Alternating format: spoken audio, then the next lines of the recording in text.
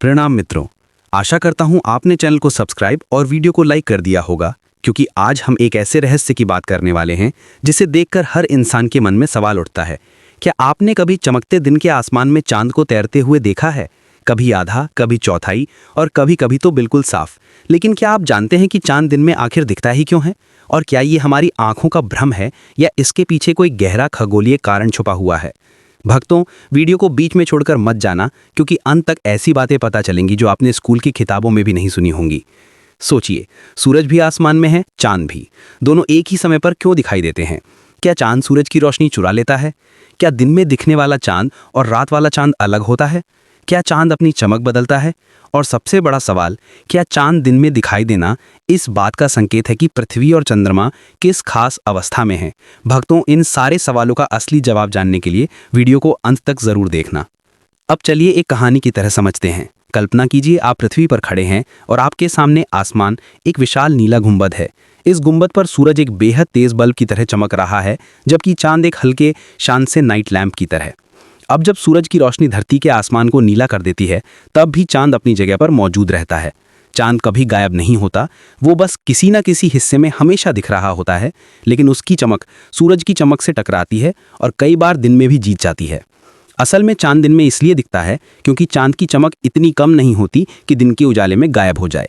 चांद सूरज की रोशनी को रिफ्लेक्ट करता है और ये चमक पृथ्वी से इतनी ज़्यादा दिखाई देती है कि वो आसमान के नीले रंग को चीर कर चमक उठती है।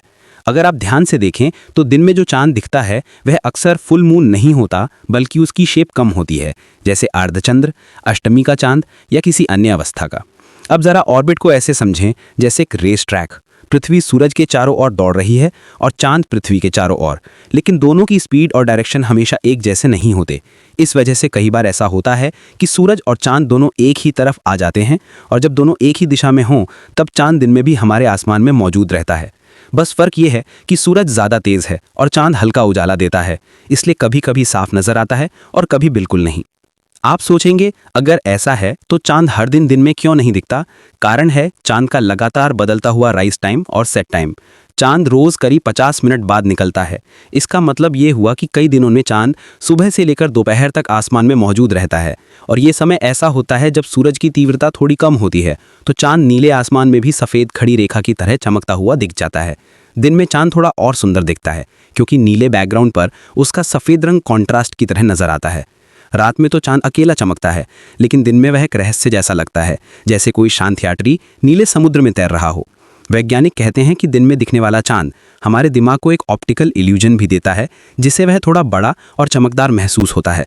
बहुत से लोग सोचते हैं कि दिन में दिखने वाला चांद अशुभ होता है। कुछ कहते हैं कि यह बारिश का संकेत है, और कुछ कहते हैं कि यह ग्रहों की शक्तियों का परिवर्तन है। लेकिन भक्तों, असलियत यह है कि यह सिर्फ खगोलीय गणित है, विज्ञान है। और विज्ञान कहता है कि चांद का दिखना बिल्कुल स्वाभाविक और प्राकृतिक है, बस हम उसे रोज देख नहीं पाते। यह डरने या चौंकने वाली बात नहीं, बल्कि प्रकृति का एक सुंदर नज़ारा है। तो संक्षेप में, चांद दिन में इसलिए दिखता है क्योंकि वह सूरज की रोशनी को रिफ्लेक्ट करता है। उसकी चमक काफ़ी अधिक होती है। उसकी स्थिति कई बार सूरज के साथ वाले आसमान में होती है। चांद की राइजिंग टाइम रोज़ बदलती रहती है, और आसमान साफ हो तो उसकी चमक नीले आसमान में भी आसानी से दिख जाती है। यानी चांद गायब नहीं होता, वह हमेशा पास ही होता है, बस हम उसे देख नहीं पाते। भक्तों, अब जब भी आप दिन में आसमान में चांद को देखें तो याद रखिए कि यह प्रकृति की वो सुंदरता है जो हर किसी को नहीं दिखती, और आज आपने इस रहस्य को गहराई से समझ लिया। दोस्तों, अगर वीडियो अच्छा लगा हो तो इसे लाइक कर दें, चैनल को सब्सक्राइब करें, और कमेंट्स में बताएं क्या आप अगले वीडियो में सूरज लाल क्यों होता है का रहस्य जानना चाहते हैं। भक्तों, वीडियो को बीच में छोड़कर मत जाना था, और अगर आप यहाँ तक पहुँचे हैं तो आप सच में ज्ञान के प्रेमी हैं। धन्यवाद।